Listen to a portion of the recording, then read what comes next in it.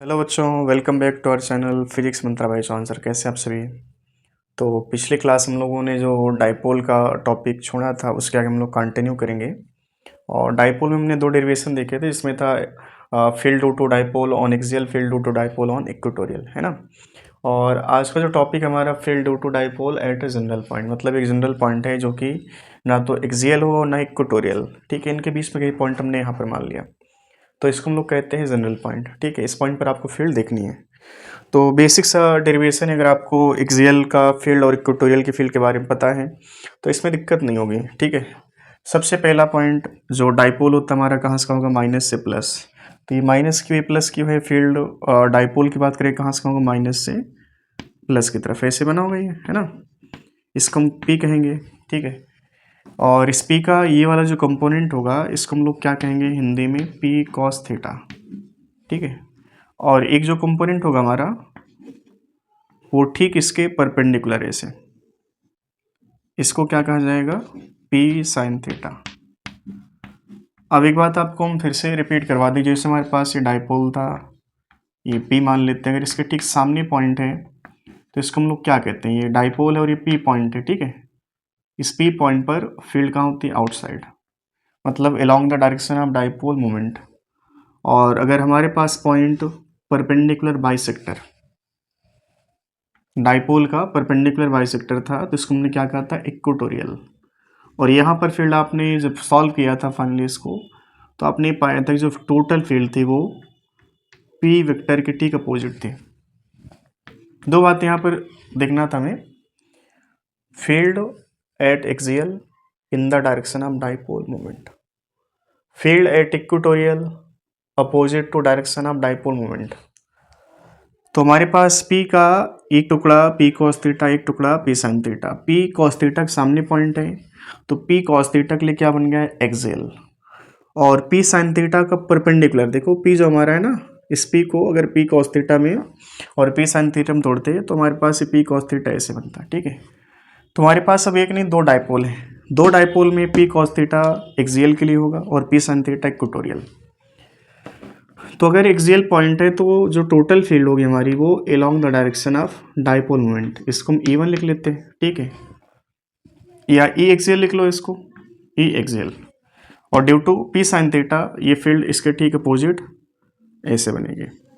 ठीक है, अब इसको हटा दिया जाए यहाँ से, इसको हम लोग क्या कहते हैं, इक्वेटोरियल।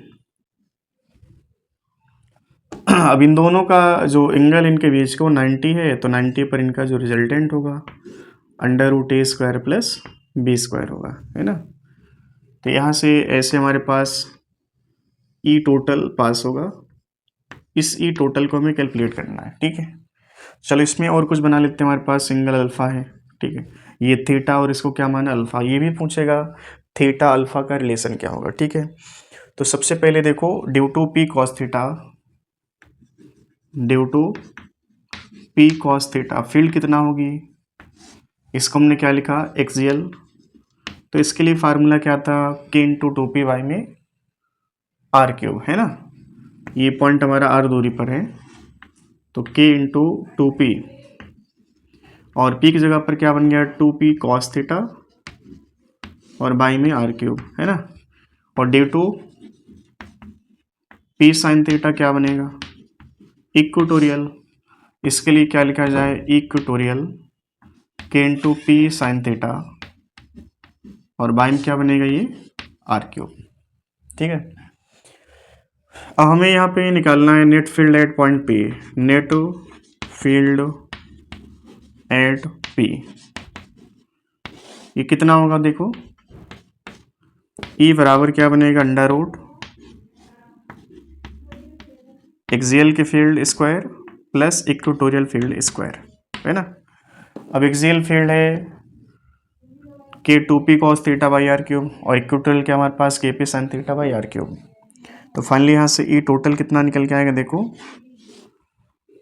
इसका स्क्वायर करना है तो फाइनली यहाँ पर देखो के स्क्वायर, या ठीक है पहले हम लिखते हैं K two P cos theta by R cube, इस पूरे का होल स्क्वायर प्लस, और इक्वेटोरियल है तो फाइनली यहाँ पर क्या, ये के पी साइन थीटा और बाई में क्या है देखो आर क्यूब, इस पूरे का होल स्क्वायर।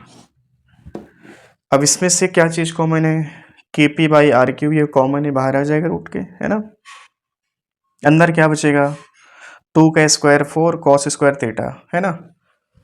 तो फाइनली यहाँ से ई नेट कितना आएगा, के पी बाई आर क्यूब बाहर आ जाएगा, अंदर क्या बचेगा देखो रूट के 4 cos square theta plus sine square theta. अब इसमें थोड़ा सा आप कलाकारी कर लो, ठीक है। आप इसको 3 cos square theta plus cos square theta plus sine square theta लिख सकते हो, है ना।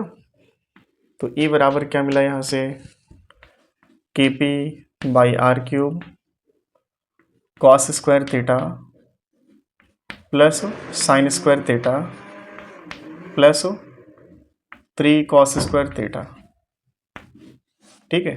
अब ये बात हम जानते हैं sine square theta plus cos square theta 1 हो जाएगा। तो यहाँ से ई टोटल का जो वैल्यू आए कितना आएगा, ये K P by R cube root of 1 plus 3 cos square theta.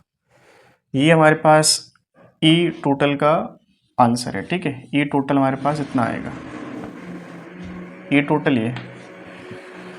अब इसमें देखो एक क्वेश्चन और बन जाता है अल्फा और थीटा का रिलेशन। तो ये भी आप देख लो, थीटा अल्फा के बीच का रिलेशन। यहाँ से देखो ये अल्फा है तो इसके सामने परपेंडिकुलर होगा, ये बेस होगा, है ना। तो ये जो ई है इक्वेटोरियल वाली, ये ठीक इसके बराबर होगा, क्योंकि ये वाली साइड और ये वाला साइड आपस में इक्वल है। और ये वाला हमारा क्या है, ई एक्सियल। तो अब आप बताओ कि परपेंडिकुलर और बेस का रिलेशन टेन थीटा देगा, तो हम क्या लिखेंगे, टेन अल्फा बराबर क्या लिखे बोलो, इक्वेटोरियल फील्ड और बाई में एक्सियल फील्ड, है ना। तो यहाँ से बताओ कितना आएगा टेन अल्फा, इक्वेटोरियल कितना है, यहाँ से देखो, यहाँ से कितना है, K P sine theta by R cube, और इक्वेटोरियल कितना है एक्सियल, तो K 2p cos theta by R cube. तो आप देखो यहाँ से के पी बाई आर के ऊपर नीचे खत्म हो जाएगा, है ना। तो sign theta by cos theta finally tan theta बन जाएगा ये। तो टेन अल्फा बराबर क्या मिला यहाँ से, 1/2 टेन थीटा। ये रिलेशन भी आपको याद रखना है, ठीक है। अब इस पर एक दो न्यूमेरिकल हम करवा देते हैं। तो ये डेरिवेशन भी आपको याद रखना है। इसमें ये जो फार्मूला ना बड़े काम का है। अब इसमें सबसे बड़ा पॉइंट था कि इसको आप तब तक सॉल्व नहीं कर पाओगे जब तक आपको ये ना पता हो कि एक्सियल का मतलब क्या, इक्वेटोरियल का मतलब क्या। एक्सियल का मतलब क्या था, पॉइंट हमेशा डाइपोल मोमेंट के सामने होगा या ठीक उसके अपोजिट होगा। और इक्वेटोरियल का मतलब क्या था कि जो पॉइंट होगा हमेशा परपेंडिकुलर बाइसेक्टर होगा to the length of dipole, ठीक है।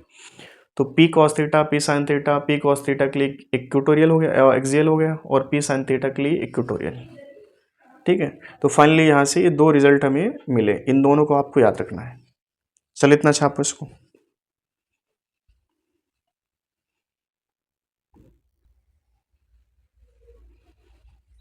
चलिए क्वेश्चन दिया है, electric dipole having dipole moment P is placed at the origin such that its equator is y-axis.